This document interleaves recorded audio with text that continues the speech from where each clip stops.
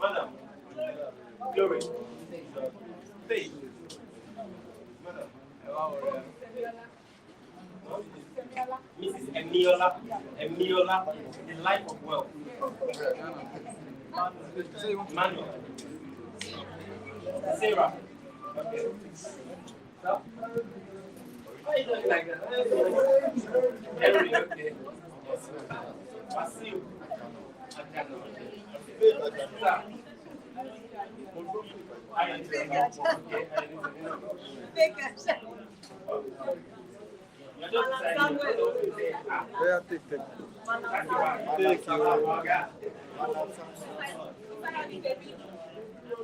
Your life.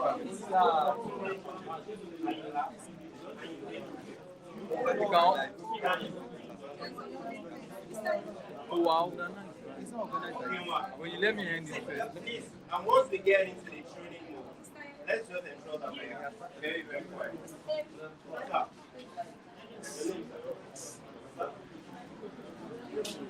We need any because we want to control slightly.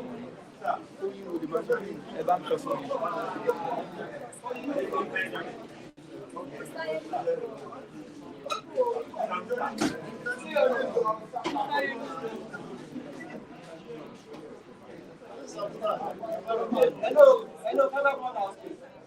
1 house. Hello, 1 house. Please, this class, you are lying right now. It's somehow for, look at some of you here, please, can we be organized? We don't need to stress him. Please, he has limited time to spend with us. So let us give him the maximum cooperation. Thank you. You know, when it comes to mastering anything, there is no mystery. If you are the kind of person that attaches mystery to success, I want you to put it aside, trash it, or maybe temporarily trash it. Maybe after this class, you can pick it up again. Because there is no mystery to achieving any kind of success. So if you're the kind of person who maybe whatever, maybe your coordinator or your upline is asking, so what are you doing?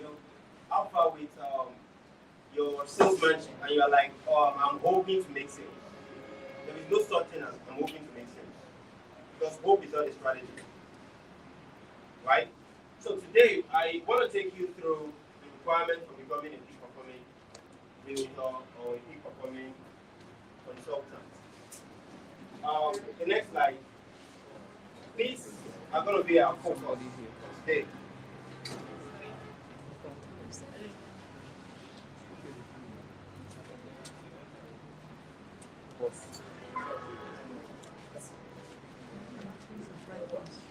Brightness.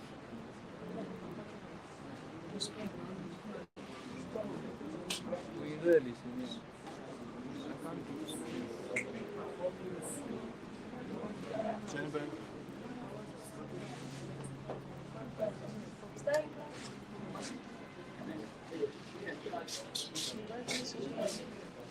So our area of focus will be the pillars of peak performance mastery. The pillars of peak performance mastery.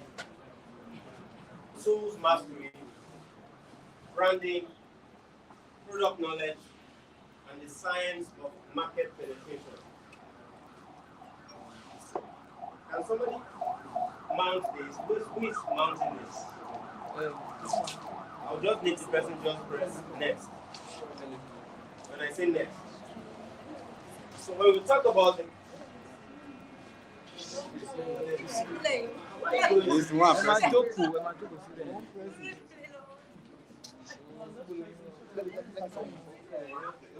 He wants to offer. Thank you, sir. So under the pillars of peak performance mastery, these are the things we're going to be looking at. What I refer to as life and relationship audit. The next thing is the 24-hour clock dynamics. The 24-hour clock dynamics. The next thing is diet. The next thing is sleep. The next thing is exercise. The next thing is energy management. The next thing is time intelligence. The next thing is goal setting. The next thing is vision body. The next thing is action body. The next thing is scheduling and task mastery. So next slide.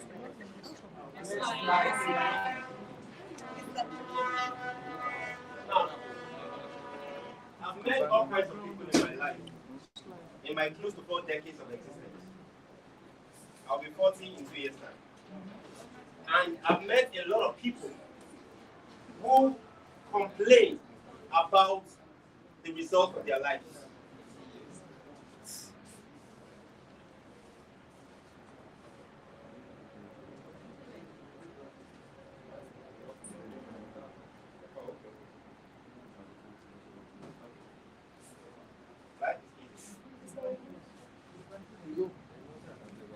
So when I was growing up, there was this couple I knew. They were living like I think 3rd Street from us. I knew them to be prayer warriors as a child. I don't remember the church we were going to. Prayer warriors. But 2 years ago when I went back to Shagamu, that's like over 30 years since I've known them. They are still poor. What am I saying? A lot of people attach mystery to things, to poverty, to success. They talk about hope in delay. Whereas there are universal principles for chaperoning your path to success. There is no mystery that is not discoverable. What might look like a mystery to you has been discovered by somebody that is late now. The person discovered it maybe 200 years ago. And the person has been dead for like 150 years ago or 100 years ago. And you are living in 2023, you are still attaching mystery to that thing that somebody else discovered over a century ago. Doesn't make sense. When it comes to becoming the signs of peak performance, the very first thing you must do is life audit. You need to evaluate your life from the day you were born to your current age. If you want to become a force to be reckoned with in life, you must power your life on a per decade basis. That's why you hear people, you can meet certain people and they ask you, where do you see yourself in the next 10 years? Where do you see yourself in the next 5 years? It's not an avenue for you to display your wishful thinking. I see myself a millionaire, whatever that means. So if you are 35 years old, you need to do a 3.5 decade life audit.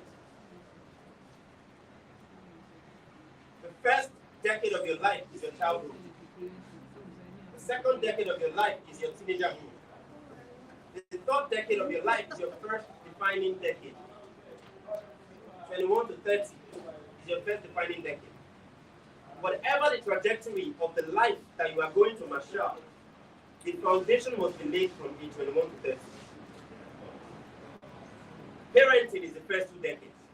Age 0 to 20, you are under the tutelage of your parents. If at 21, you still need your parents, something is wrong. It's either maybe your parents did not do their job.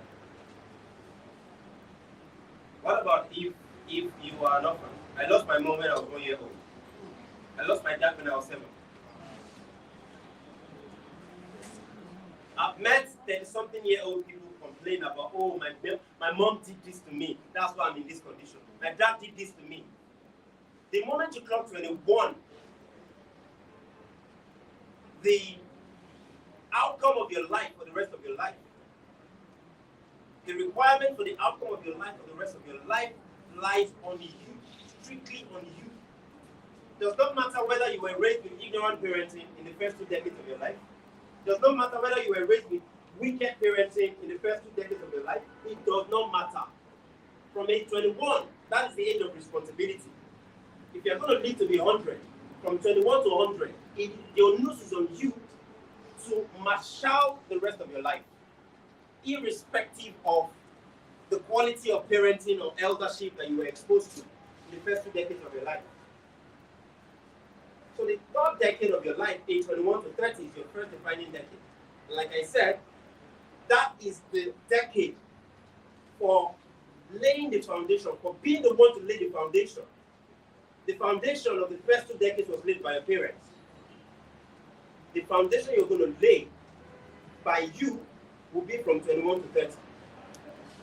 Now, I've met a lot of 40-something-year-olds who never did anything intentional in their first defining decade. The first defining decade is 21 to 30. The second defining decade is 31 to 40. Those two defining decades, if you miss it in laying a solid foundation for the rest of your life, it will be, it's not impossible, but it will be much more difficult after you've clocked 40. So if you somehow did not know that you were supposed to be intentional about laying the foundation that will power the trajectory of your life in your 20s, you still have a second chance in your 30s. Even though the opportunities you will have been able to take advantage of, maybe in your mid-20s, you started laying the foundation at age 21. Some people even started because of maybe they were exposed to and they were raised by holistically enlightened parenting. They started in their teenage years. Some started in their teenage years. So they had a head start compared to other people who were not raised by holistically enlightened parenting or holistically enlightened eldership. Because in Africa, it takes a village to raise a child. Even grandparenting is the parenting of the grandchild. So even the grandparent has a role to play in the raising of a child. You know, so if you happen not to have been raised by such a quality of parenting, then the onus is now on you as a 20-something-year-old, 30-something-year-old to parent yourself. Meaning that you now need to proactively be intentional about the trajectory of your life for the rest of your life. And when we talk about life audit, we're talking about doing a full analysis of your autobiography from the day you were born to your current age. Sit down with yourself, bring out a sheet of paper, title it Life Audit. Now begin to go down memory lane. What can you remember from your childhood? Write them down exhaustively. If it will take you 1 month to do, so be it. If it will take you 1 week to do, so be it. If it will take you 6 months to do, so be it. The reason you need to do that is because life is in cycles. You see people going through a vicious cycle. That's why I will know somebody who was poor 30 years ago and is still poor today. Vicious cycle. But even if you inherited a cycle of mediocrity, the onus is on you to break away from that cycle and break into a different cycle. Because you will always operate within cycles. So do a full analysis of your life. Sit down with yourself. You don't need distractions. What did you accomplish as a child? Were you always coming first in your class? Good, write it down. Were you always coming 31st in your class? Good, write it down. Because, parents like to say that, oh, I'm always the top of the class, even when they were not. They were telling their children. Do a honest, full life audit. All the things you can remember from your childhood from age 0 to 10, write it down. You are going to do that analysis on a decade basis. Then you move to the second decade of your life, age 11 to 20. All the things you can remember, write it down. You need an exhaustive list. You need to exhaustively put down those data. Once you have exhaustively, and the beautiful thing about life audit is that as you intentionally start doing this thing, some things you did not remember as at that moment, maybe 2 months later you remember, You update your life audit. You put it there. The third decade, age 21 to 30, what can you remember? What were the things you accomplished? What were your everything, every data, whether it's failure, whether it's disappointment, everything. Why do you need to do a life audit? You need to do a life audit because you want to ensure that you do not repeat the mediocrity of the past in your future. Because history repeats if you learn nothing from your past. There is no mystery to powering uncommon success. No mystery. The only issue we now have in this age is the culture of distraction. I'll get there. Then life and relationship audit. The second audit you need to do is relationship audit. I'm sure you've heard the statement, you are the average of the top 5 people you hang out with the most. You hang out with gossip, you're a gossip. You hang out with failures, you're a failure. You hang out with lazy bones, you're a lazy bone. If you hang out with entrepreneurs, you're an entrepreneur. If you hang out with high-performing salesperson, even if you're not at the moment, soon you're going to become. So you must evaluate your relationship. I see people in their 40s. Because when I meet people, and I'm a very, very intentional guy. I live my life extremely intentional. No space for a small iota of mediocrity. No space. Even family members, they know. My family know. There is no allowance for you to be a mediocre human being. It's not. I'm going to hold you accountable. You can't come into my space, and I'm not going to hold you accountable. That's me. You see someone in their 40s, you are asking them, okay, who are your friends? Who do you hang out with the most? And it's like, oh, okay, that guy went to the same primary school together. Okay, what does he do? This guy is literally a leech in his life. But because of emotional blackmail, oh, we went to the same primary school together. So what? We went to the same secondary school together. The yardstick for relationship cultivation is value. And value is not just limited to money. Value is dynamic. Value can be mental, it can be emotional, it can be economic, it can be entrepreneurial. Question: the people you hang out with the most, what value do they bring to your life space? Whoever they are, even if they are family members.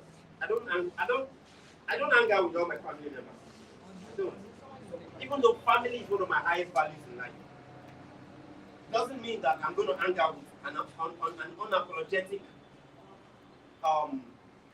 mediocre family member.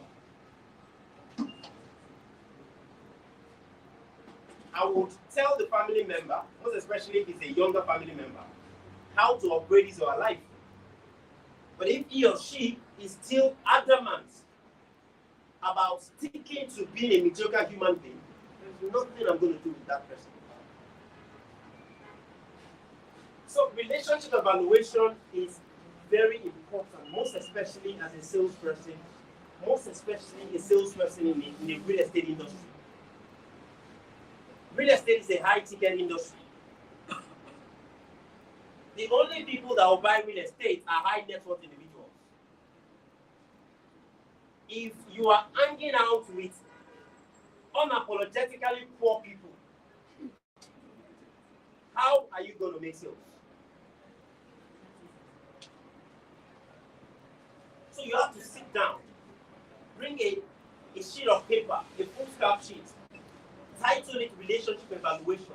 Begin to evaluate the people in your life, one by one. Number one, Segun Adegoluwa. What does it bring to my life? What role does it play in my life positively? What value does he or she bring to my life? Once you are done, if it is none, put it there, nothing. Because primarily there are two types of people in this world: assets and liabilities. If the people you have within your relationship space are liabilities, how far can you go in life? What is going to determine, the speed of your rising? Because it is people that lift people. Somebody that is drowning cannot save you from drowning. So, relationship audit is pretty important as a real estate consultant. Most especially as a real estate consultant. Let me tell you something. I do not run ads anymore. Last year, I made single-handedly, I made more than a billion naira in sales. Me. I'm not talking about my team. I don't run ads again. One of the secrets is relationship evaluation. First of all, I evaluated my relationships. Then I began to do what I refer to as power networking. I began to network with powerful people on the basis of the unique value I can bring to their life space.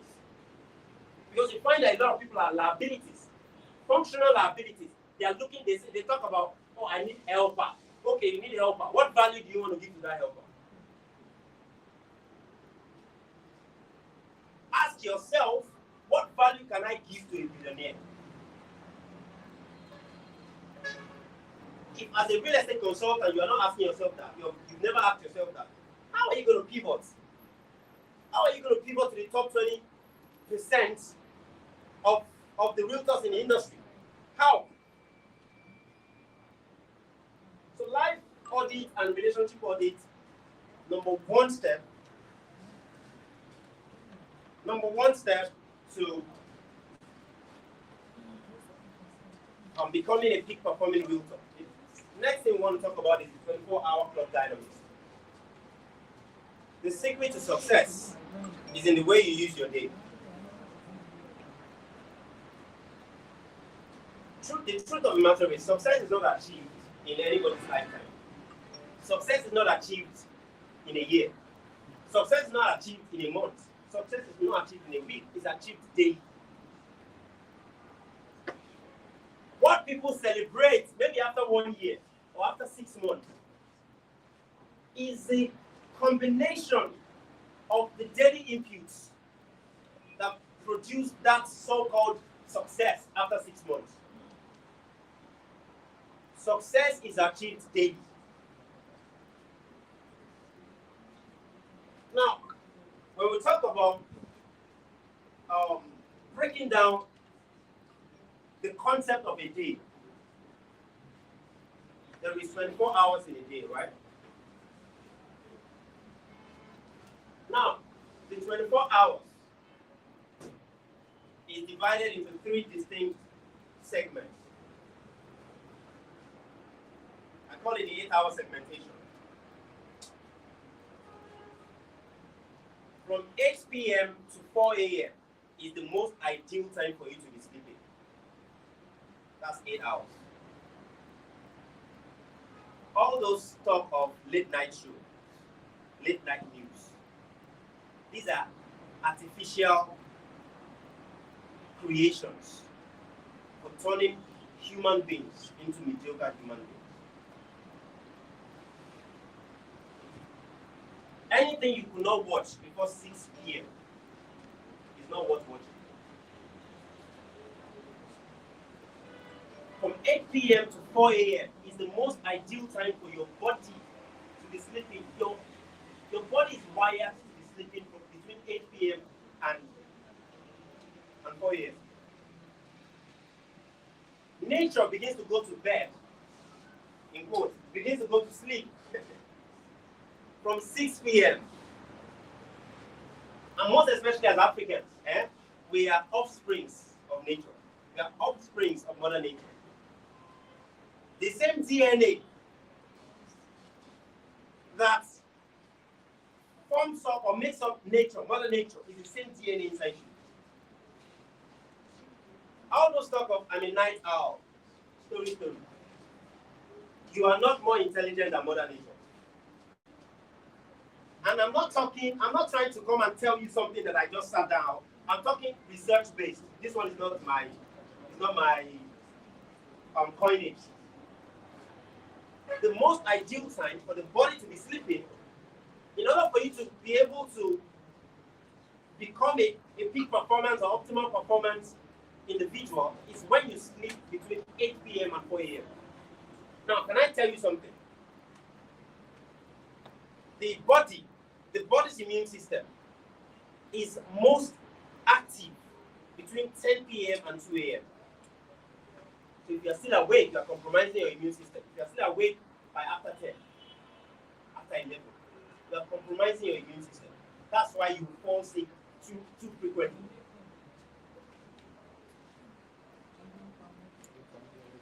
The last 2 hours of the day and the first 2 hours of the incoming day are the 4 hours that your immune system is repairing your body.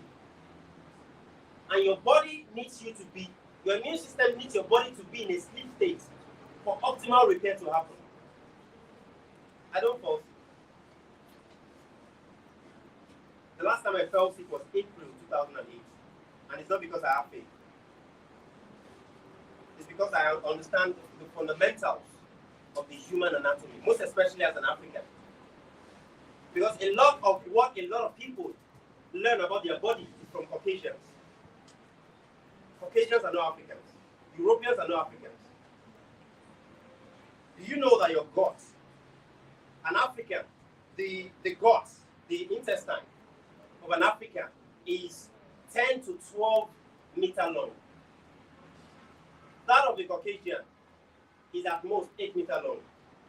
You tell me that my anatomy and the anatomy of the European are the same. They're not. That's just one example. So from 10 p.m. to 2 a.m., if you are awake, trust me, you are compromising your immune system. Also, from 1 a.m. to 3 a.m. is when the restoration of your sexual energy happens. Sexual energy restoration happens between 1 a.m. and 3 a.m. So if you are awake at that time, you are compromising the restoration of your sexual energy as well.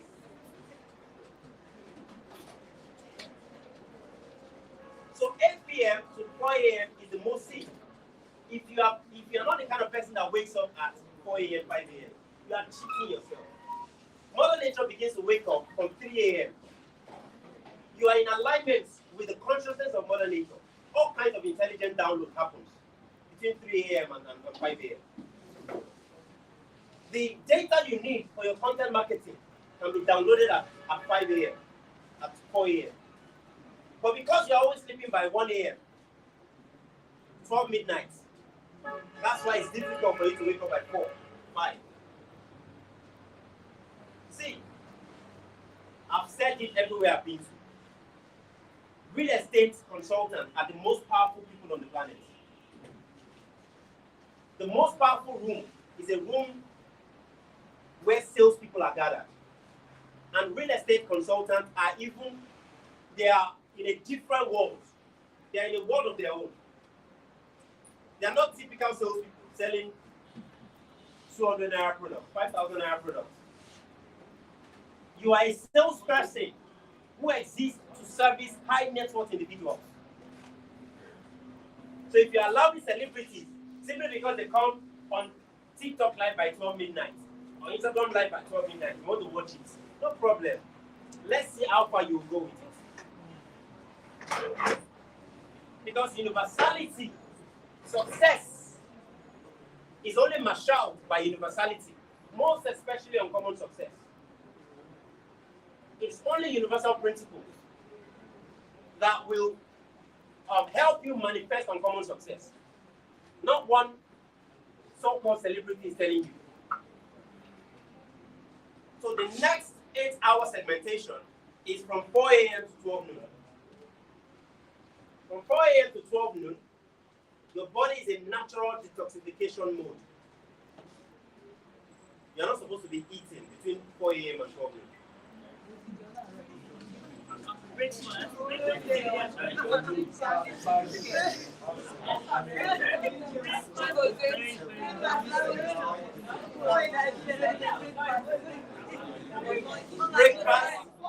First of all, what is breakfast? Who can tell me what is breakfast?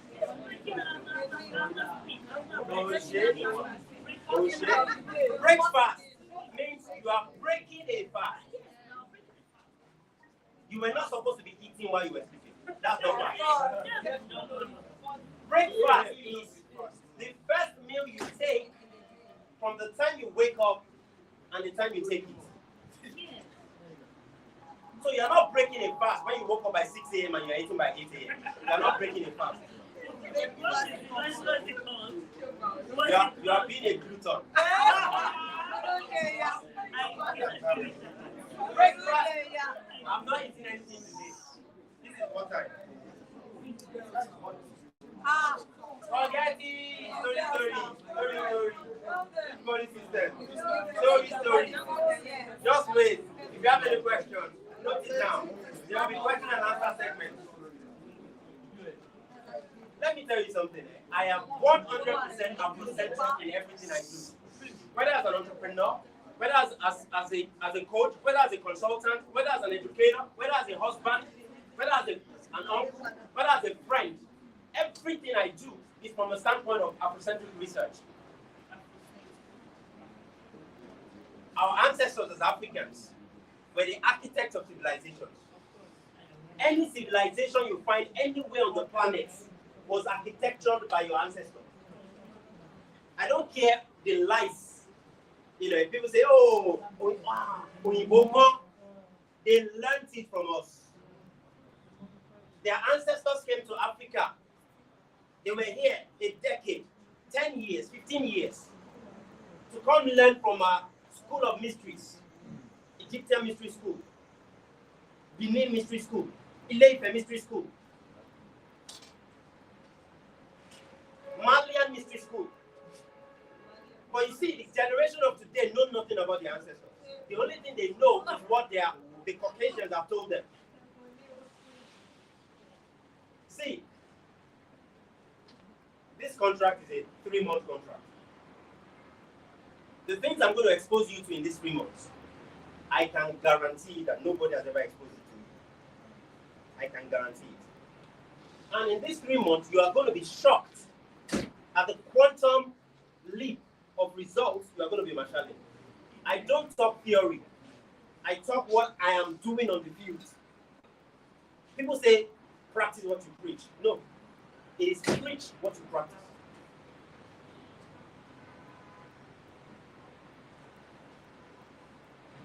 So 4 a.m. to 12 noon is the most. Your body is in detoxification mode. Ingestion is what should be happening at that time. Urinating, going to the loo, emptying your bowel. You wake up with prime energy, most especially if anybody is sleeping beside you, please stop the person. Let it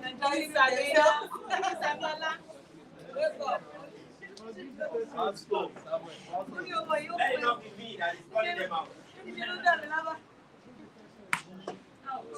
And I understand why everybody wants to, because see that this information is like, he doesn't survive. Which one be this one? Which one is when you observe the ideal time for sleeping, see, you have the clockwork. Your body has there's a circadian rhythm. Your body's clock. When you proactively observe ideal time of sleeping, you find yourself waking up at 3 a.m. without alarm. See, when you observe ideal time of sleeping, you wake up with what is called prime energy. You don't need food at that time. I woke up with prime energy today. That is the energy I'm still using right now. But you see, you interrupt the detoxification mode with food. And this food is most likely fake food. Most likely fake food. Don't worry, I'll get there. Don't worry, we'll get there. We have 3 months. We have time.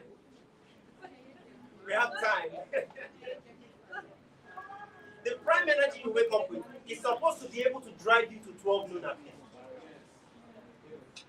without any interruption of digestion. Digestion is an interruption. Digestion is too early, of course, you hydrate when you wake up with water. Digestion is too early before 12 noon. And are you aware? Okay, I'll get them. Let me not jump. If you are to use the medicine. Please, if you have any questions, I know that it's bubbling inside you. If you have any questions, note it down. If you have any questions, note it down. If you have any contribution, note it down. If you have any contribution, note it down.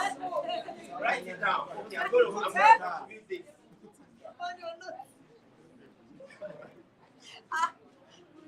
Note it down. See, the day you start practicing it, Prince, have you been practicing it? First month. Okay, just relax. So your body is supposed to be in detoxification mode and in prime energy state from 4 a.m. to 12 noon. See, when you eat before 12, most especially 8 a.m., you have scattered your prime energy field. You've scattered it. Why? Because see, the moment you consume something, digestion is activated. And the moment digestion is activated, all the energy from all parts of your body, from your brain, is put to your stomach. From your legs, is put to your stomach. That's why when you eat that early, you're feeling drowsy. Even though you just woke up from a 9-hour sleep.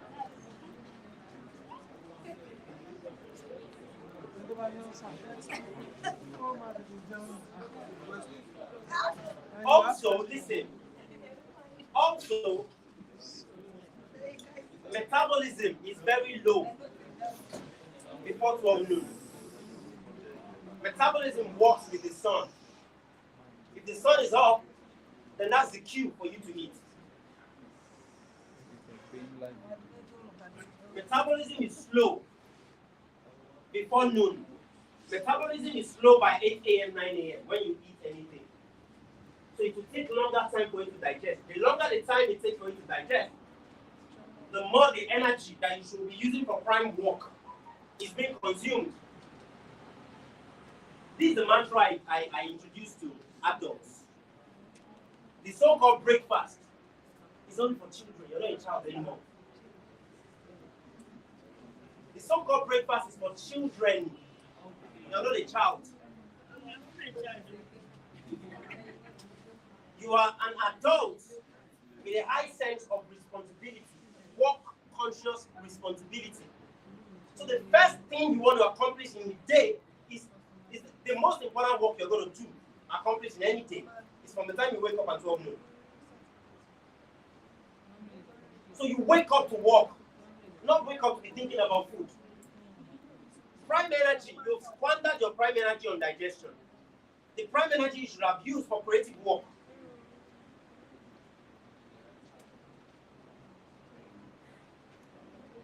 You know what I would advise everybody to do for 1 week? Go and do food fasting. Eat only fruit for 1 week.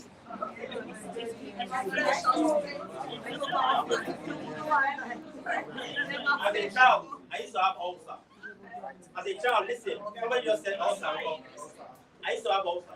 Ulcer is what ignorance says it is. Now understand that you have hydrochloric acid in your stomach.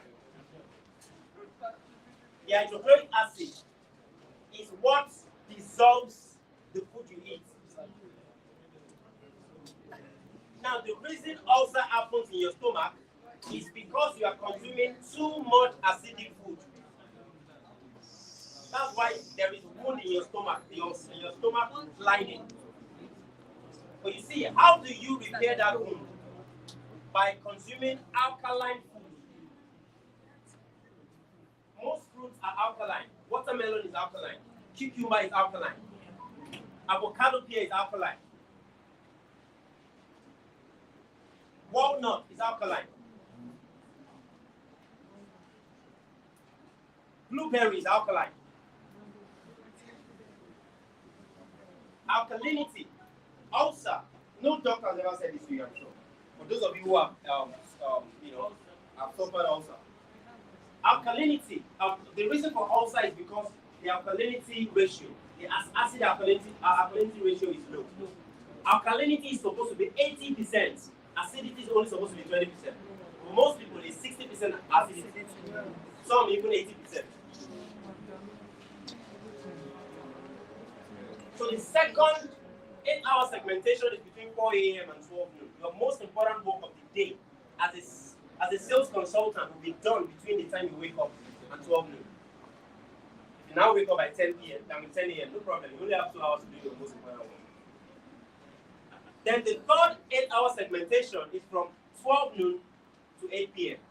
That is the ideal time for you to be eating. Between 12 noon and 8 p.m. That's the ideal time. An adult should not eat more than twice a day.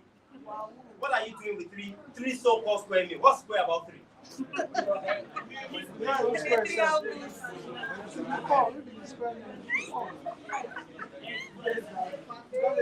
Any adult that eats more than 2 meals a day is a glutton.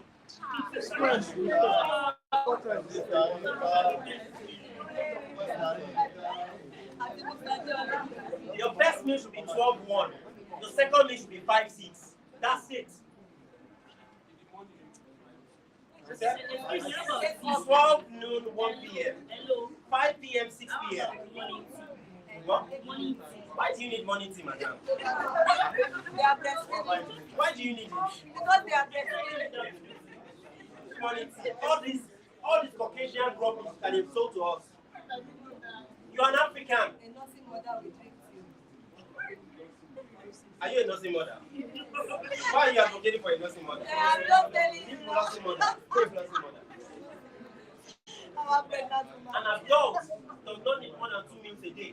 The most ideal time for you to be eating. See, let me tell you something. Because your digestive tract is 12-meter long, some people have 14-meter long digestive tract. You are not eating that apple, that ever. Do you know how long it will take for it to get to your anus? What's making a lot of people sick is because of too much food. Eating too much of the things that are not compatible with their digestive tract. Ideally, an African, the digestive tract of an African is not supposed to be to consume anything that takes more than 2 hours to digest. Carbohydrate takes 6 hours to digest. Meat, cow meat, goat meat takes 96 hours to digest. 4 days. Fish takes 48 hours to digest. 2 days. Sickness is spoilage of food inside you. Nothing else. That is sickness. White meat. Which white meat? Green meat. All those talk of red meat is worse compared to white. Story. What's in your mama?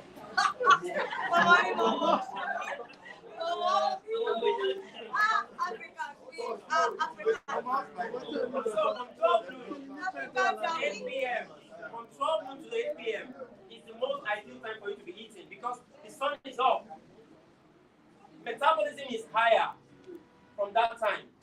But of course, from 6 p.m. it became to dwindle. So if you are eating by 8, you are wrong. Even though I said from 12 to 8 p.m. It should be from 12 to 6 p.m. Anything you want to eat it between 12 to 6 p.m. Once it's 6 p.m., it's until 12 noon tomorrow. See, you'll be shocked. Let me tell you something. You'll be shocked at your energy output. You'll be shocked at your intelligence output. All of those stuff of, oh, I don't even know what to post today on social media. It will not happen again. Next slide. Analog.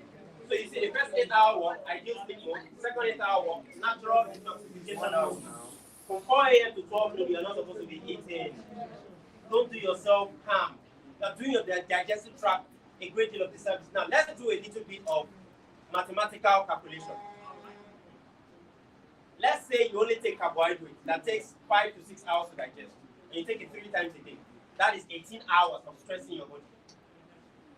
That is what eventually results in sickness. How much more? Those of you that will put like 4 meats on top of your food because you want to prove that you are rich. Well done. Well done.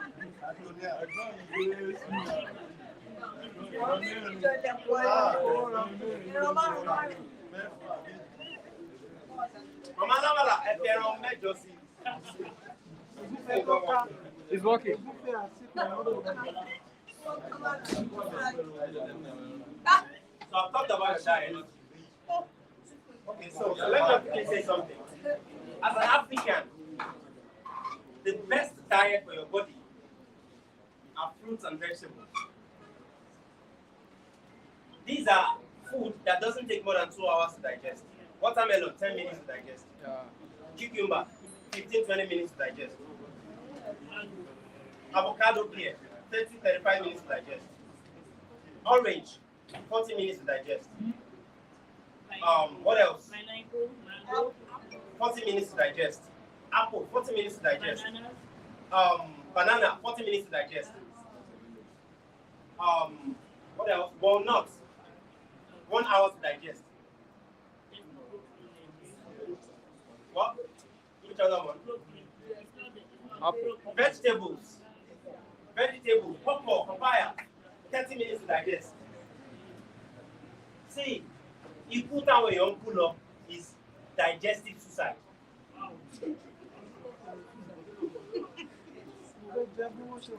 But it's 1 hour.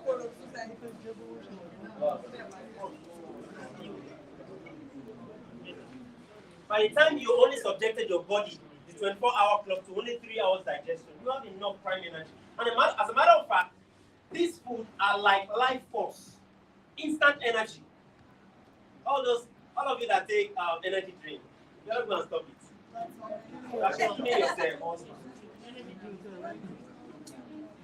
So the most ideal food for an African, I only know Africa, I don't care about population, are plant-based meals. Fruits and vegetables. Then I've talked about ideal sleep. The quality of your sleep influences the quality of your productivity. If you have low quality sleep, you're going to have low quality output. So if you are compromising your sleep, if you allow your smartphone to compromise your sleep, you are going to see the results. You will see it. There's no mystery to these things. Exercise. I am not a fan of gym. Because gym is not sustainable. You don't need gym. All those stuff of you only need gym only if you want to meet high net worth individuals. That's the only thing you need a gym for. You don't need gym for exercise. Let me give you the exercise, the 2 or 3 exercises you need to do. You squat completely. That's the exercise. Do like 10 or 20 of it. Then you do push-up.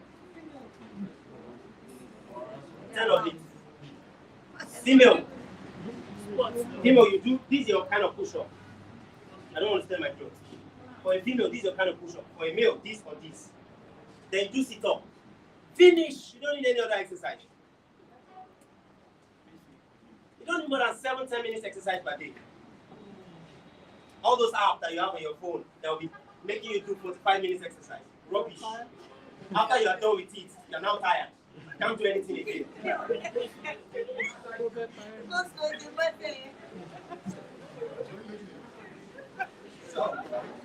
So exercise that you don't even have 7-10 minutes exercise per day.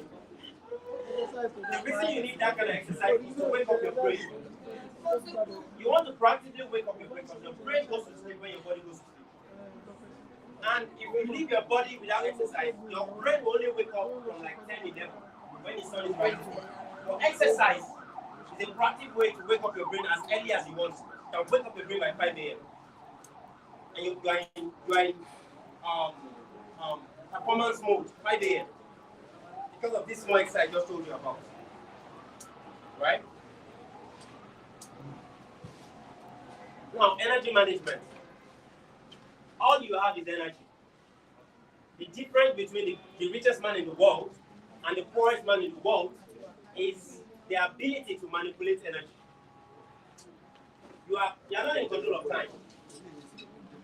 Everybody has the same 24 hours. So how come some people are billionaires and some people are begging on the street? The same energy. The same time.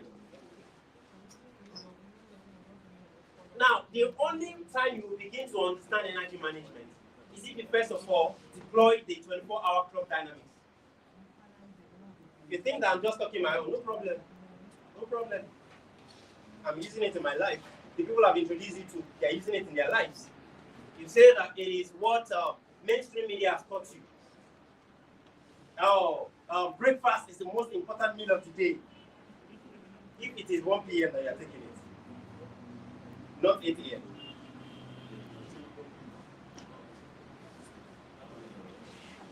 Understand something about what we call the metrics. Number one, the medical industry and the food industry are 5 and 6. So any advice that the medical industry gives you, it is to encourage you to patronize the food industry more. So a doctor is saying, oh, the most important meal of the day is breakfast. Story for the gods. That is to an ignoramus. That's to the person who have not done their own research. Because when you eat in the morning, you have compromised your prime energy. Wait until the next day.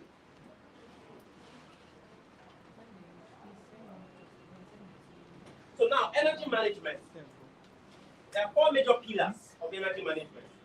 Number 1 is polarity. The energy polarity you carry. Polarity means positive or negative. All of us carry what we call, Christians call it anointing, right? Yeah. You see your pastor has anointing. You have anointing. And your anointing set can be more than your pastor's anointing. Of course. It's called personal aura. Now, your personal aura can either be negatively charged or positively charged. Your personal aura will be negatively charged if you are an ignorant human being.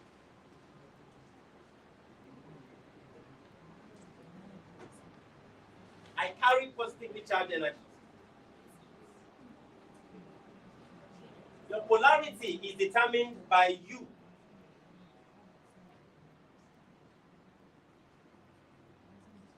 What you consume feeds into your energy field. You carry an energy field.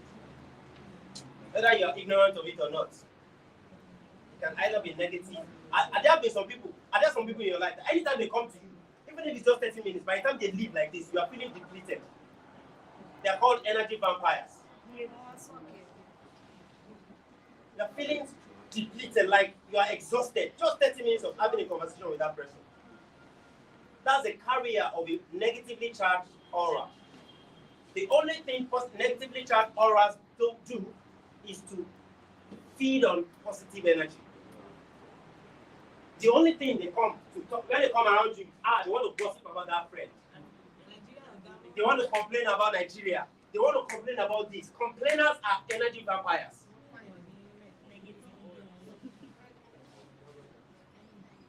The small positive energy that you need to create content, somebody's coming to steal it again. The small positive energy that you need to make the sales call, somebody's coming to steal it. Have you found yourself making a sales call and then you are just you could not find the right word to say, you're just talking rubbish? It's understanding energy management. Polarity. The second pillar of energy management is energy field. Personal energy field and corporate energy field. If we do an analysis of the corporate energy here, it is a combination of the individual energy that everybody is carrying. So if you have more negative carriers, the corporate energy field here will be negatively charged. If you have more people who carry positively charged energy, the atmosphere here will be positively charged. That's what they call the Holy Spirit has landed in your church. It is you people that brought the Holy Spirit. Energy field. So you have to be proactive about about nurturing your energy field. You are investing into your energy field positively. That's the second pillar of energy management. The third pillar is conservation of energy. You are the guardian of your energy field. You tell negatively charged energy carriers, no entrance. I don't care if you are my father. If you are carrying negative energy, no entrance. Because you have the energy portal to cultivate positivity, to carry a positively charged energy. And if you are coming with negative, because I'm an empath, I've cultivated my life to the point where I can perceive positive energy and I can perceive negative energy. I've invested that much to get to that level. So if you step into my space, I can feel it. I can feel it. So if I need to say, oh, bros, I'm busy, please start going. So conservation of energy, privately and publicly. Privately, you are conserving your own energy. When you go to any public space, you want to ensure that there are no energy vampires trying to steal your positive energy. You mount guard. When I go to places, you don't see me just chatting with people. I perceive your energy first before I chat with you. Before I talk with you. So in the way you are able to conserve your energy, see, money is energy transfer. I send that message, energy, electronic energy. I send that message or that email to that high network person about whatever this product. Then he was convinced. Then he asked me for my bank account details. Then the next thing I got an alert. Money is simply energy transfer. When people complicate money, I'm just like, you don't understand energy management. So private and public conservation of energy. Then the fourth important pillar is space management. I've talked about it already. You are the guardian of your space. Anybody who is not bringing positive energy to your space, that's why you hear people say positive vibes only. You don't care who they are. Because we are energy beings. I hope you know that. We are energy beings. If you are getting married to a man, you are getting married to energy. Question, what is the polarity of the energy of the man you're getting married to? If you're getting married to a woman, you're getting married to energy.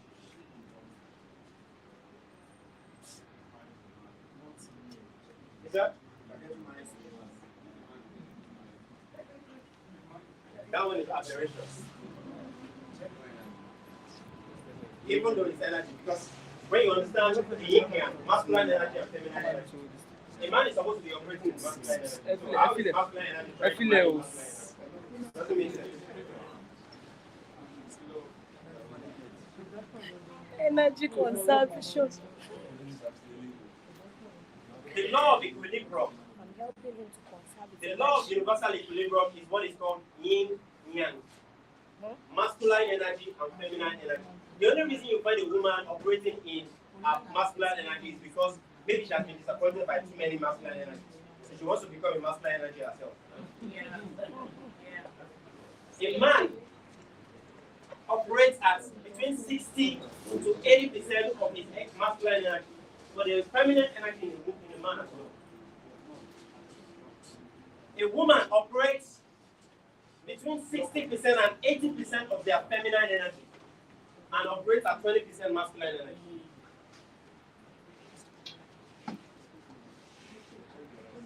What's happening?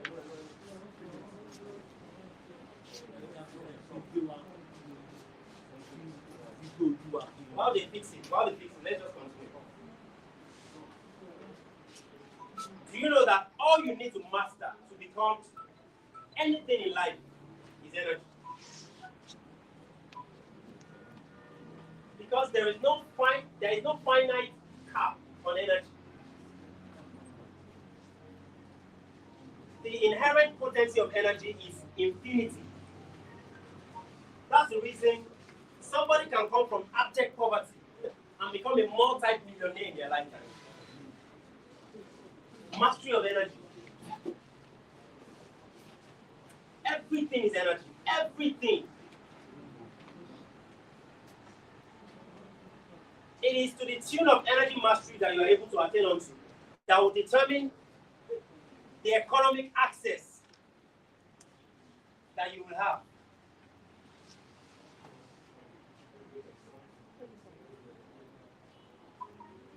So if you are not mastering energy, you are wrong. If you are not mastering energy, you are doing yourself a great deal of disservice. You are doing yourself a great deal of disservice. Energy is everything. You want to become a high-performing salesperson, you need to conserve energy.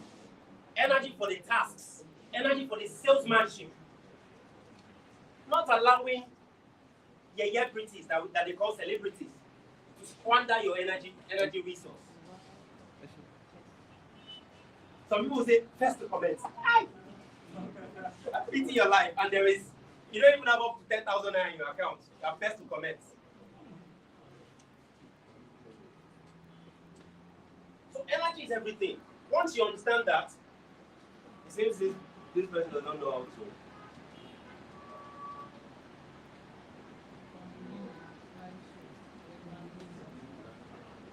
Once you understand that, you're not going to be a hustler anymore.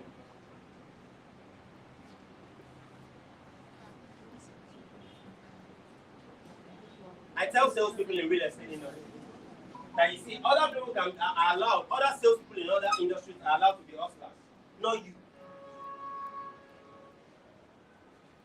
Not you.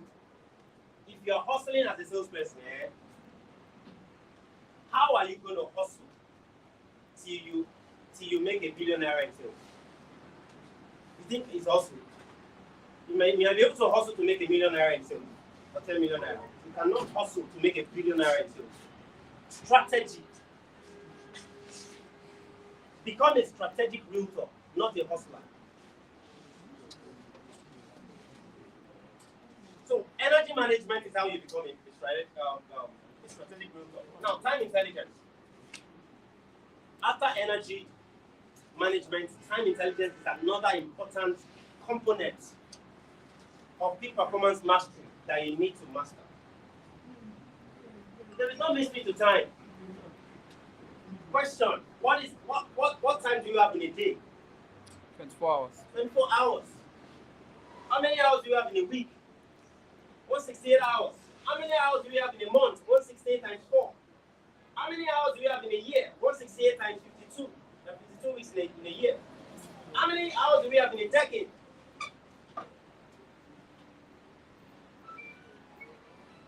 Knowing this time, knowing the hours of the day, hours of the week, hours of the month, hours of the year, hours of the decade is the first step to being intentional about powering the trajectory of your life. You're no longer one of those people who say, nobody knows tomorrow, only God knows tomorrow. Story. Enthusiasts have become craft masters of the future. Enthusiasts create the future from today. There is no mystery about the future. Time intelligence. You have 24 hours in a day. You are expected to sleep for 8 hours in a day. It means that you have 16 hours awake time. You have 168 hours in a week. You are expected to sleep for 8 hours times 7, 56. It means you have 112 hours awake time per week. Question: what are you doing with your 16 hours awake time? What are you doing with your 112 hours awake time for the week? What are you doing with them? That is what owns the secret to your success or failure. There is a secret to failure too now. It's not only success that have secrets. The reason for failure is in how you deploy your 112-hour awake time per week. So that's time intelligence. So you say, oh, I want to achieve this, so, and so. I want to achieve this kind of result within the next 1 month. Okay? That is 112 hours times 4. That's the hours. Number of hours that you have. 112 hours times 4 is what? 448 hours. You have 448 hours. Thank you. I have. This is water. Water is life.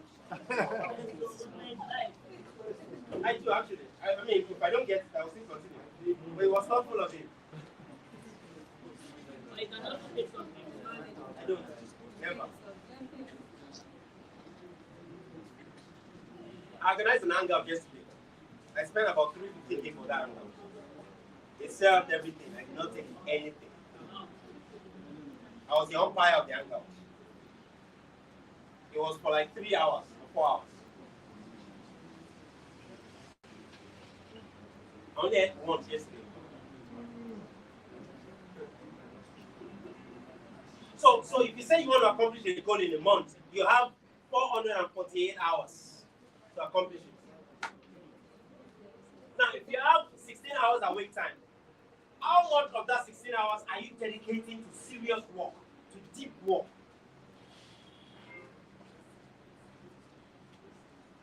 You cannot be a salesperson and you are operating with the mindset of an employee who resumes by 9 and then he's looking at time. Is it 5 yet? Is it 5 yet? You're not going to achieve uncommon success.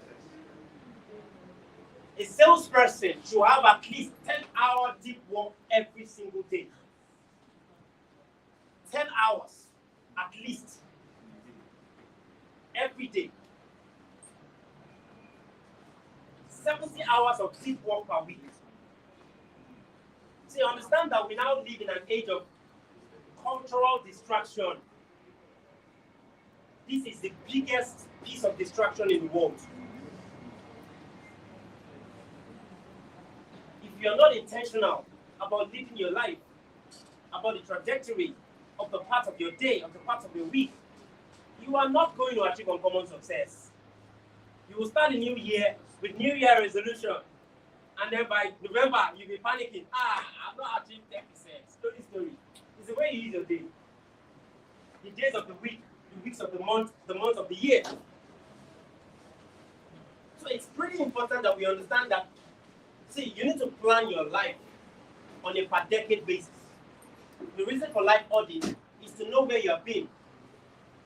As a child, where you were, as a teenager, where you were in your first defining decade, in your second defining decade, in your mid-years. The mid-year is 40 to 60. You are an elder once you clock 60, 61. That's eldership till the day you die. So if you don't plan your life on a per decade basis, forget it. You're not going to become a force to be reckoned with. It won't happen. So that's time intelligence. Now, goal setting. There are 5 pillars for goal setting. 5 pillars for goal setting. Mr. Razak already knows this. I attended my 30-day sales challenge. Number 1 is debt. You'll be shocked at how many people are in debt. And then they are in debt, they are pretending as if they don't know that they're in debt. How many times have anybody called you? I need urgent 20K. For whatever reason, I'll pay you back in 2 weeks' time. Then 2 weeks came, nothing from them. 3 weeks came, nothing. 4 weeks, nothing. Then maybe you guys met as a party after like 6 weeks. The person says, shoot, you didn't say anything about the money.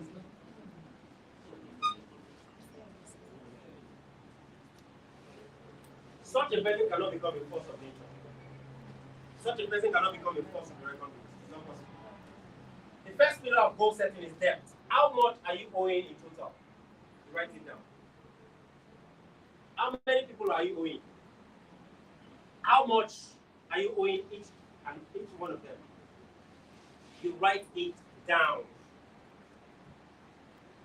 Don't just leave it in your head. So somebody's owing you. So you're owing somebody and the person had to call you. And you're like, I don't even forget saying I owe you. So debt, how much? Is it 500,000? Is Is it 40 million? Is it 7 million? Is it 20,000? Whatever. Right? How much are you owing? Write it down. See, the reason for this is you don't want to compromise your career. You don't want anybody coming on social media to drag you. You know you have been pushing a personal brand. Oh, I'm a realtor. Now you cannot even pay 250,000 naira that you are owing. And the person has given you a long rope. You did not respond. Now you have to go and drag you like Tiger Generator on social media. That's damaging to your reputation. That's why the first thing I attack when it comes to goal setting is debt. The second pillar of goal setting is your yearly expense. How much is it going to cost you to power your year? To power a year. What's the cost of your year? When we talk about yearly expense, we're talking about feeding for 1 year, your house rent for 1 year, your clothing for 1 year. As a realtor, you should invest at least once in 6 months, or bad once in a year, to upgrading your wardrobe. How much is going into your apparel? I don't care even if you have only 5,000 in your bank account right now. It does not matter. Goal setting is not a function of how much you have in your bank account. Goal setting is a function of your reality, the current reality, and the new reality you want to pivot into. Goal setting is a universal science. In case you don't know, money is man-made. Money is not universal. Your naira, once it crosses border, it becomes invalid. And they've only made dollar universal because there is capitalism.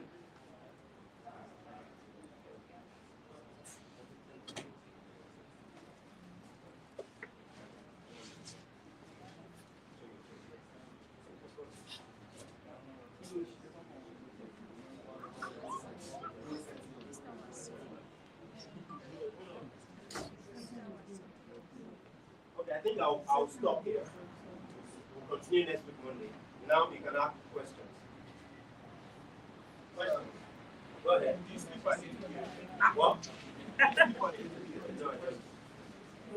I'm trying to, because I used to be someone who used to say, I'm a night owl, rubbish. I started forgetting things. Small things I'm not supposed to forget, I'll forget. So now I try my best to sleep by 10. I'm still trying. There was a time it was difficult for me to sleep by 12. Now I'm the person who goes to bed by past 10. I'm trying. I'm still going to 9. So it's gradual. I have another thing to say. Last night I went to bed around 11. Yeah, so in my own time, I realized that I do some of my best getting to that. So I spent like a few months doing a program, and I worked all the night. I slept during the day when and I realized that I achieved on reasonable success doing that. When was it? I'll call you up. See, if you want to say anything to me, I'll call you up. When was that? A short while ago. Short while, 1 week ago, 1 year ago. That was I think 2021, 2022. I was doing a program. So that's like between 12 and 24 months ago. That's just a programming that happened just a few months ago. But what else? You still do that now? No. Okay. I'm trying to say, like, I realized that I did some of my best work doing that program. And I achieved, as I said, a reasonable success. I get. So I don't think That reasonable success, was it by any chance equatable to 100 million naira? Close. Close. Okay, that's beautiful. But you see, start going to bed before 10 and wake up by 3, 4 and see whether you're not going to achieve better results. okay. You see what I did was I go to bed before 10 and wake up by 2. Beautiful, that's good. That's So, okay. and then I do my work till like 6, 7. That's okay. That's okay. I think it's because I mentioned close. So because the reason is you need to be asleep in the ideal times where your immune system needs to be working, anything you want to do, try to be asleep between 10 p.m. and 2 a.m. Anything you want to do. Because your immune system is the powerhouse of your body. If your immune system is being compromised, you are not going to become a peak performing anything. Because even your sexual energy, for you to be a peak performing man to your wife, you still need to restore your sexual energy. And it happens from 1 a.m. to 3 a.m. But yeah, go ahead. Any other questions? You can sit down. Animal weighing you. Actually, I think this program, and I must say that I've learned something. There are a few things that we do and normally we see as normal way of life, but I've been able to reassess these things and I've come to a conclusion that there are a few things that I have to adjust. One of the things you said is time control. I want to control time. And I want to say this to everybody, it's very that sleeping time, although it may not be easy because of the nature of Lagos, traffic and all that, but it's important that you manage that sleeping time. A lot of times you wake up in the night, you're tired, you go up. Some people wake up all of a sudden by 2 a.m. and they're like, how am I awake? You want to pray. They want to speak in tongues. When that is the time that nature just woke you up to do the best work for the day. So in the research, I discovered that early time, like early morning, like around 4:35 is when a lot of these things. Exactly. Because Mother Nature is waking up. Yes, so when you sleep late in the night, it's difficult for you to wake up early in the morning. So I'm able to drop that. Then another thing that I feel I have a little issue with is the food aspect. But I must tell you because take for example now, ulcer is caused, we quite understand that due to imbalance in the alkalinity and the acidity of the stomach, the digestive system is basically what causes sickness, generally or ulcer. But I want to say this, for someone who has ulcer, how do you manage alkalinity? Take a lot of watermelon, take a lot of papaya, cocoa. The peel of cocoa, boil it, peel, boil it, drink it, chew the cocoa seed.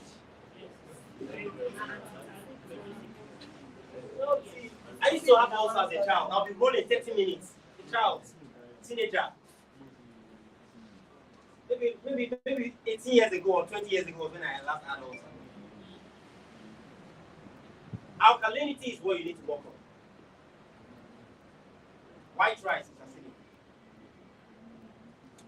Spaghetti is acidic.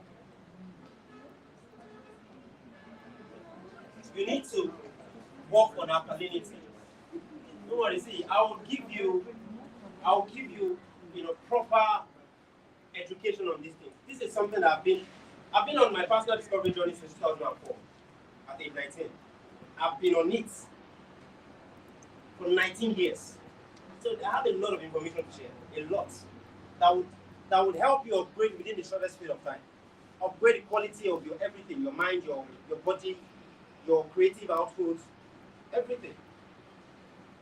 So I hope I was able to answer that. Alkalinity, you need to increase your alkalinity. The consumption, it has to be alkaline food. Go ahead. About 8 hours sleep. 8 hours sleep. What do you say about 6 hours sleep? Generally, it's between 6 and 10 hours. We just did on average. You add 6 plus 10, that's 16. So you are doing the average. So me, I don't sleep more than 6 hours. The question is, you want to sleep from between 8 p.m. to 4 a.m. You wake up at 8 hours in the night. waking up at 2 times? I have to wake up at 8 hours. I don't even wake up to sleep. There's an issue. See, you program your body to wake up on intervals. I'm just recently helping my elder sister. Because she calls herself a light sleeper. That's what I used to be too. Now, when you want to go to bed at night, anytime in the night, you tell yourself what time you want to wake up. I'm going to bed. Let's say I'm going to bed by 10 p.m. I tell myself I want to wake up by 4. There is a clockwork inside your body. If you set the alarm for 4 or 5, you will realize that you can wake up 1 minute to that time. You will have woken up and then 1 minute after the alarm will ring. It's programming. That's the power of the human body. But if you are the kind of person that says, oh, I'm a light sleeper, no problem, it becomes your autobiography. But if you say to yourself that I'm going to bed now at 9:30 p.m. or at 10:30 p.m., I want to wake up at 4:30, you set the alarm, because you have to set the alarm. But you tell yourself that, you realize that you might wake up 4:39, 4:29. Or in some cases, you might wake up exactly at the time that the alarm is ringing.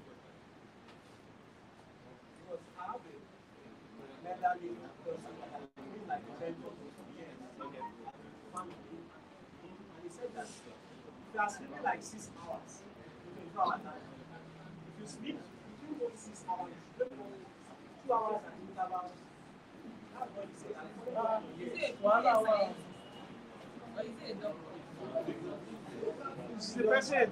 Just like some people will say, if you are sleeping 8 hours a day, you are sleeping 1/3 of your life. Motivational speakers. Anytime they say that, you tell them, yes, nature intended it to be that way. You're not more intelligent than Mother Nature. So somebody else wanted to go ahead.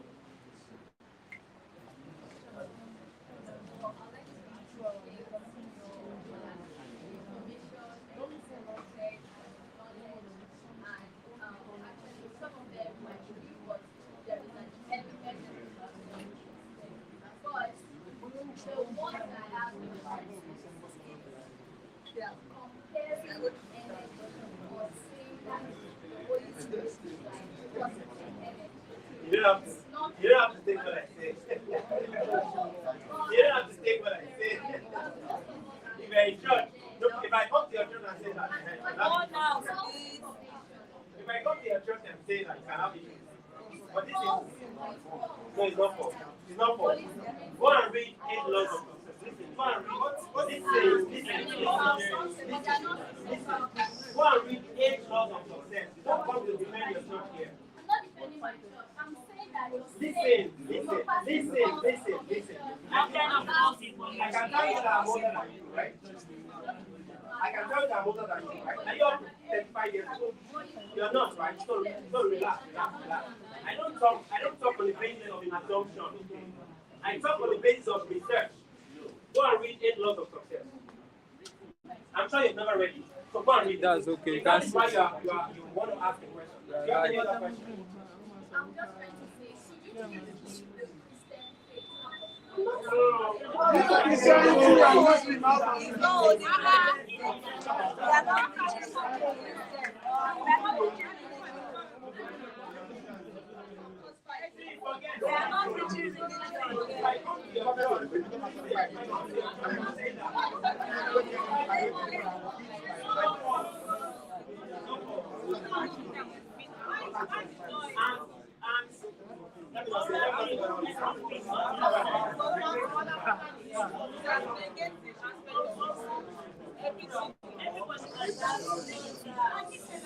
only book you have read is the Bible.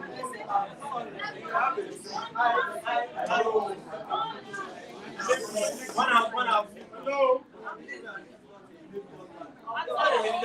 If you have any different, mindset, keep it to yourself.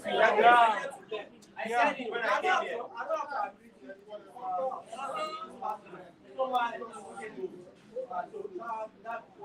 My own experiences, I don't know. My body, for example, I'm a couch potato. Yeah, what? I'm a couch potato. Okay. So, Why you have why should you be a carpenter? that's me. I said that. No. But it doesn't affect me. Are you sure? Have you made up the 100 million? And when I say, Ross, wait. Don't pass it. Have you made up to 100 million naira sale this year? This is June. Well, me, when you say your couch potato, if you Google, oh yeah, everybody go to Google. Go to your dictionary, couch potato. Ross, wait till. Go to your dictionary, couch potato. Google what it means. Couch. Couch. Couch. Potato. You can spell potato now. Couch potato. Google what it means, because I know what it means. Couch potato. Now you work from home does not make you a couch potato. Forget it. That's not my point. I want everybody. Wait, bros. We are here to learn, Abi. Let's learn together. Couch. Go do exercise and watch. Couch potato, my brother. Oh, you have a different definition. Go ahead. So what I'm A person who takes little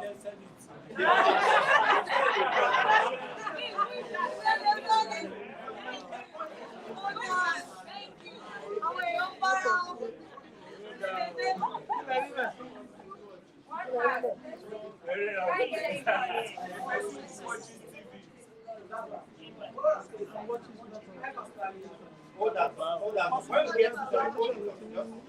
When we get to the segment where I'll introduce you to the best of the salesperson, you will never call yourself a couch potato again. Continue. That work from home. Work from home. Hello, we are live. 1 hour, please.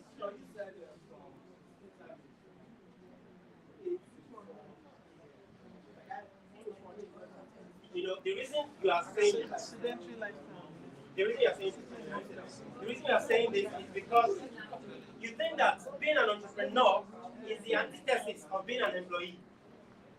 You think the whole employees, they have to wake up by 4 a.m. So an entrepreneur can wake up by 10 a.m., right? It's all right. Work is work. Whether as an employee or as an entrepreneur or the salesperson, when you understand the clockwork dynamics and you understand that your prime energy is powered by a preceding ideal sleep, you know that what goes after ideal sleep is work. So whether you work from home, you're still waking up 4 a.m. or 5 a.m. True, sir. Right.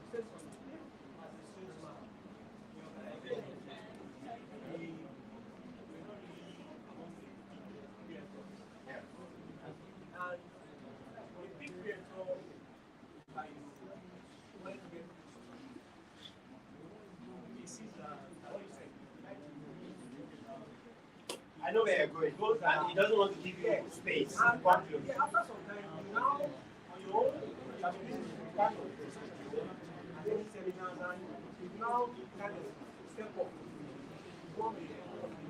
Yeah. And you see that he himself wants to come closer to you. How do you handle that? How will you feel? You want to just say, let me just. It's normal thing now. It's normal. What would you advise? Deep collect onto deep. The reason he was reluctant to bring you closer was because he knows the typical mindset of most people. Most people are looking for destiny helpers without wanting to bring any value to the destiny helpers. You know, but you've seen billionaires have certain people around them who are giving them extreme value. But those people are not necessarily rich. But you see, they are the ones ensuring that those people are around them. Question: if you are not able to exhibit the value you are bringing to that person, the person will not see any reason to give you a space to come closer to them. So, for instance, if you are like, I'm very good with social media marketing, and the guy is not really good with social media marketing, that is a value that you can bring as a bargaining chip to the table. But if there's nothing, you're just like a scavenger. You just want to get from him. What are you bringing to him or her? So for such people, they are always looking out for that. If all they can see is somebody who just wants to take from me, so the answer is no. Automatically. Good afternoon, everyone. I just want to buttress what you said earlier, what brought about the issue of hiring.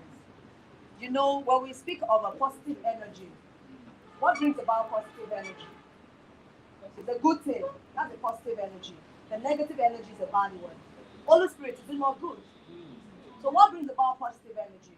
When you put a positive energy into all what you do, reading the Bible, praying, fasting, all those ones that come paired together, one combined together brings about good energy, and it brings positive energy, which brings about the Holy Spirit. So that is just sorted. Thank you.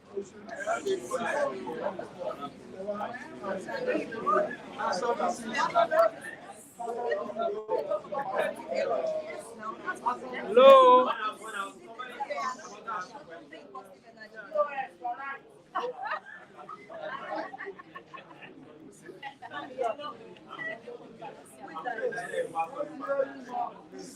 Hello.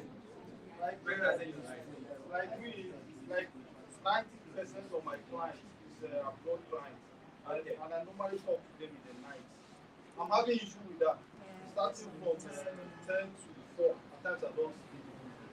That is the time that I normally talk to them. And if they talk to you that time, you don't respond, you go to another person. And that's one. So for you to say that time, completely that time, I'm trying to control it. It's affecting me. It's affecting me. I know but it's affecting me. I have like, so give or take, I have like maybe 8 clients abroad. When I say clients, I'm not talking about prospects. I have 3 in Canada. I have 5 in the US. Canada is 8 hours difference. US is between 6 and 8 hours difference. But I hardly ever do nights up with any of them again. When I first started also, I assumed that that's the case. Because see, 8 a.m., 3 p.m. in Nigerian time, it's 8 a.m., 7 a.m. their time. 4 p.m. Nigerian time, it's 8 a.m., 7 a.m. that time. 5 p.m. Nigerian time. So what can't I do between 5 p.m. and 9 p.m.? Once you have segmented this, you now know that, okay, you have this client in this particular part of the world. Because Australia is different. You have this client in this part of the world, you segment it into your day. You have 16 hours a week time. So you segment it. I would like to ask your notes so that Slides. And they're going to send a slide. Well, I can't give you the slide right now. Okay. But it's when I go home, I will be able to sit down and put forward. Now we will send slides. From experience, we don't read nothing. It's true. So it's policy, I don't give it out anymore. They don't, because you see, find them come to me to ask questions. I already answered in the slide. I'm not giving it. When you're in class, whatever you get, I understand, sir. I understand. Whatever you get from the class, go and drink water. Any other question? Okay, slide, right? We do take slides. Seminars. Okay, no problem. Go ahead. The lady that asked you the question. Okay, go ahead. You. I never said anything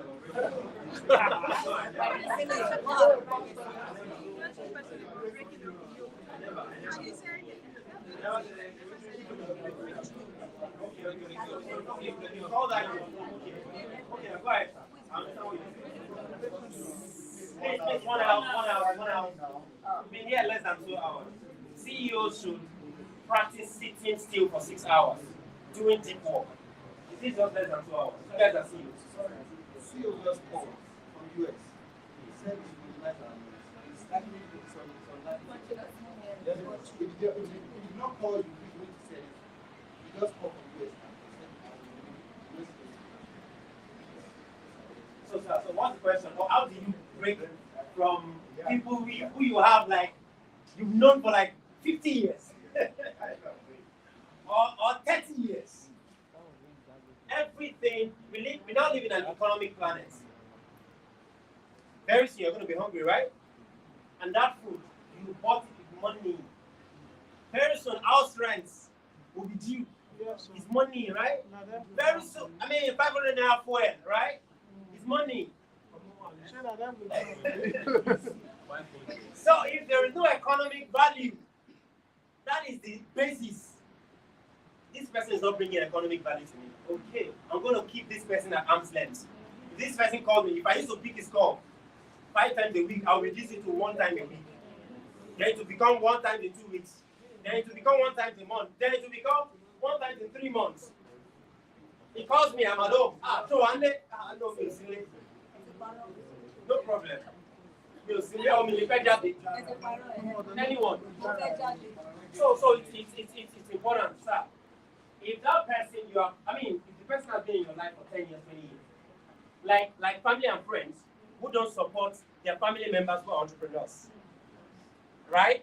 They pretend as if they don't see the post. Family members, or you come to me and ask me for 20,000, come and collect it. So it's you know, you have to have an economic yardstick. So if you sit down, okay, I've known this person for 5 years. What value has this person brought to me? Also, you ask yourself, what value am I bringing to this person? So what value am I bringing? So it has to be mutual value exchange. Any other question? I think, sorry, because I actually used what I wanted to say the other time. I was about to do something about relationship.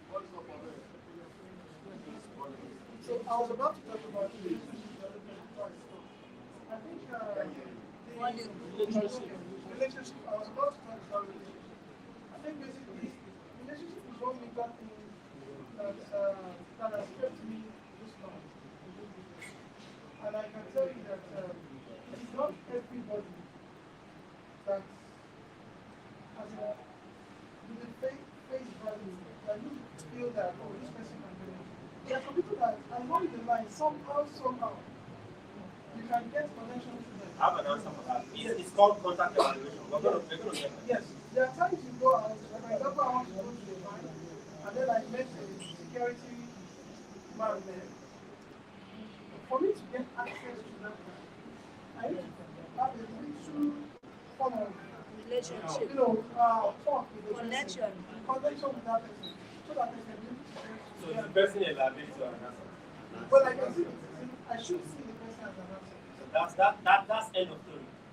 So there are two people in this world, assets and liabilities. So you can have people in your life who have been in your life for the past decade, for the past 2 decades, and they're liabilities. And they can remain liabilities for life. So what I'm trying to say is that the person does not have to be directly Now, someone like that. there are primary contacts in contact evaluation. There is secondary contact, there is tertiary contact. We know that. But you see, you have to be able to ascertain it. There is no mystery to it. Somebody can be in your space. I mean, there are people that have tapeworm in their stomach. Tapeworm is what? What is tapeworm in the stomach? Parasites. There are people that can be in you, in your life space, and they are parasites. That is not an asset. But if the person is an asset, it's an asset. You keep the person in your life space. That's the answer, sir. So, you've not said anything.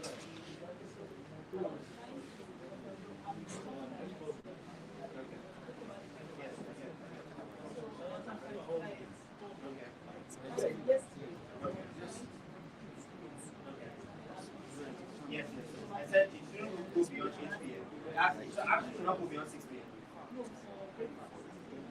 Okay, we have an issue. What time do you eat?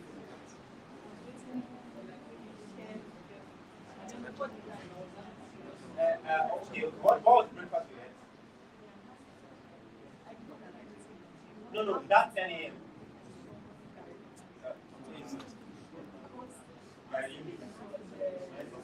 See, if you want to upgrade your diet, you need to do what is called colon detox. 7-day colon detoxification. Colon detox. Because you need to reset your system. Your system is already used to a certain kind of food. So colon detoxification is what you do. So Gary has cyanide. Cyanide is toxic action.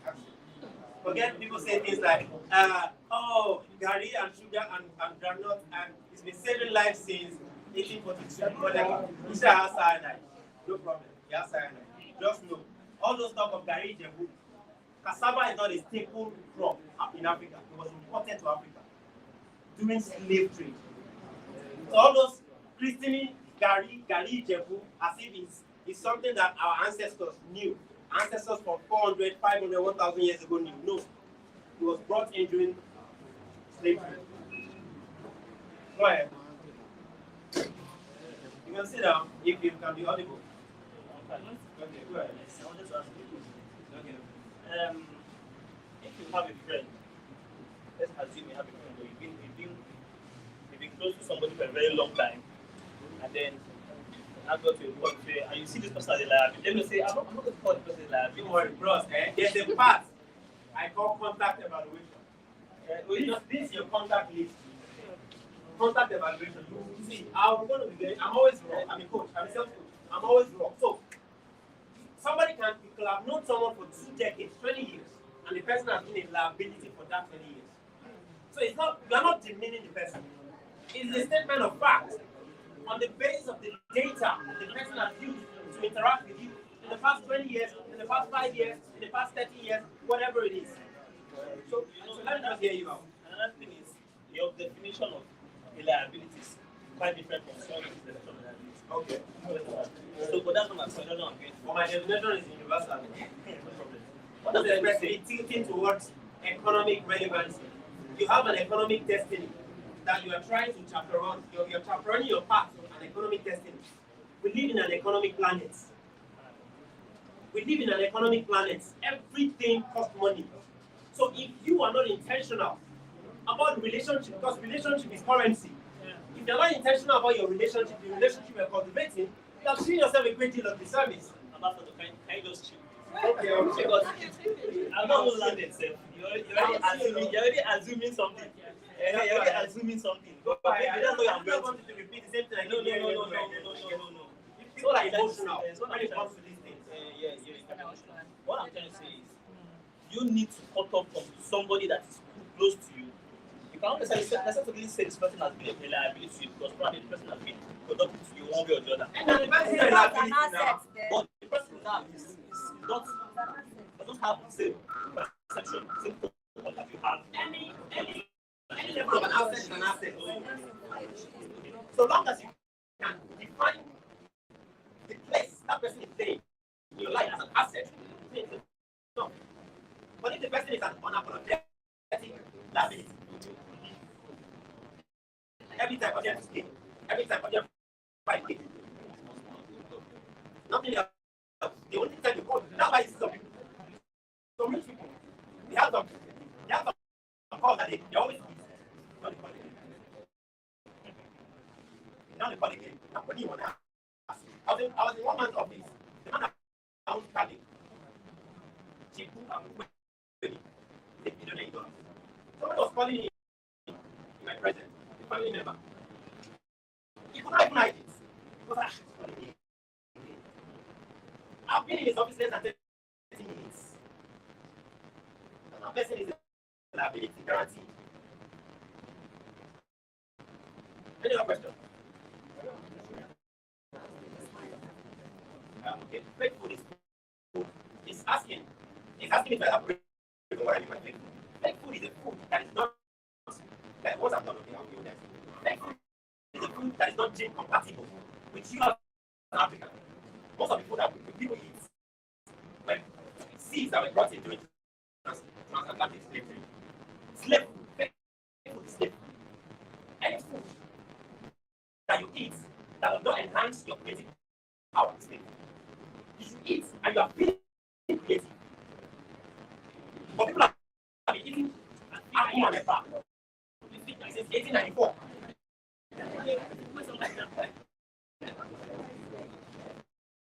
No, when it comes to food, don't settle for availability. You be proactive. You be proactive about food. Food is the source of your misery, the source of your sickness, the source of untimely death.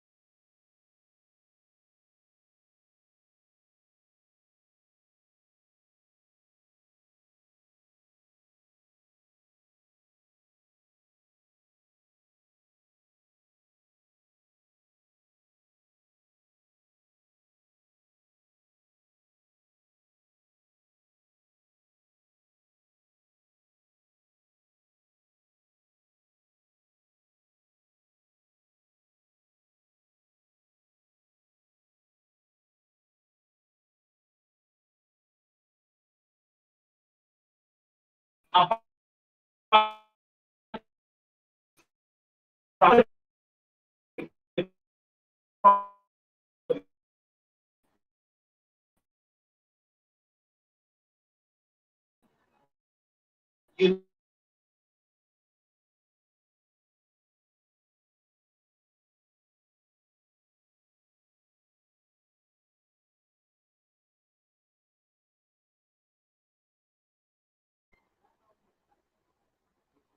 us here, we dedicate up to 10 hours a day to deep work every single day. How many of us?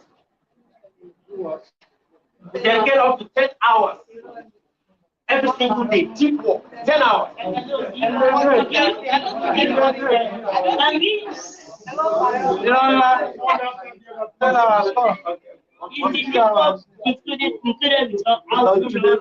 I'm talking about the work of your business. I'm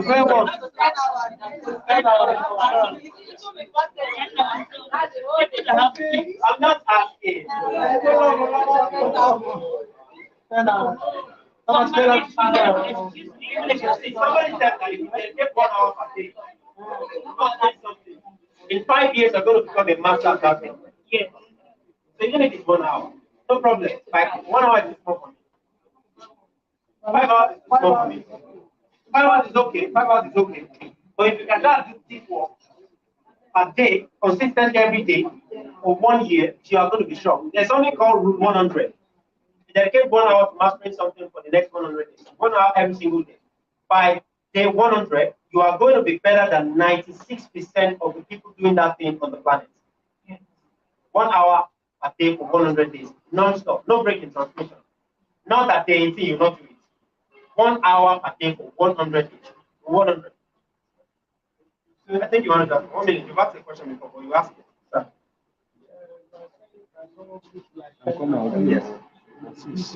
Yes. Without interaction from social media, without distraction from social media, you're not looking at social media, Mr. Macaroni's food, Mr. Block like that, Yabale, and go.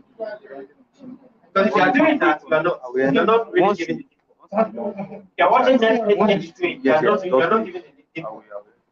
You're not. So, right.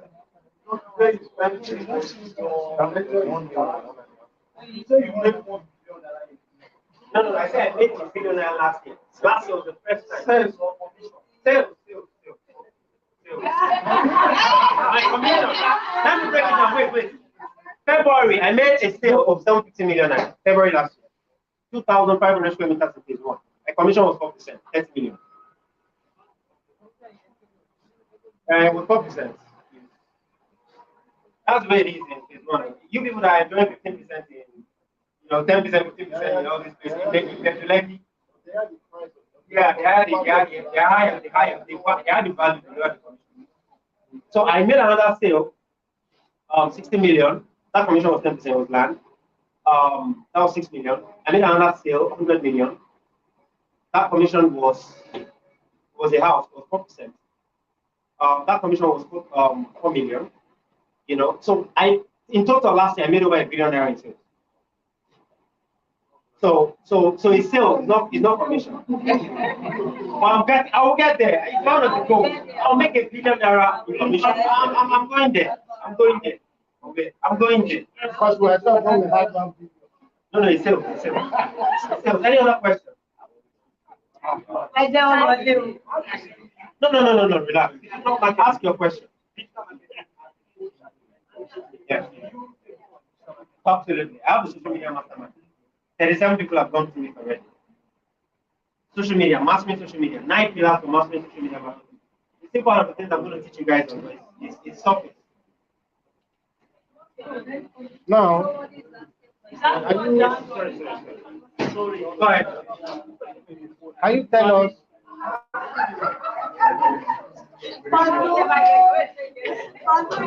your quick one? You only have just one person for today. We are enjoying you. We are enjoying you. We are enjoying you. No problem. Make sense. But what you want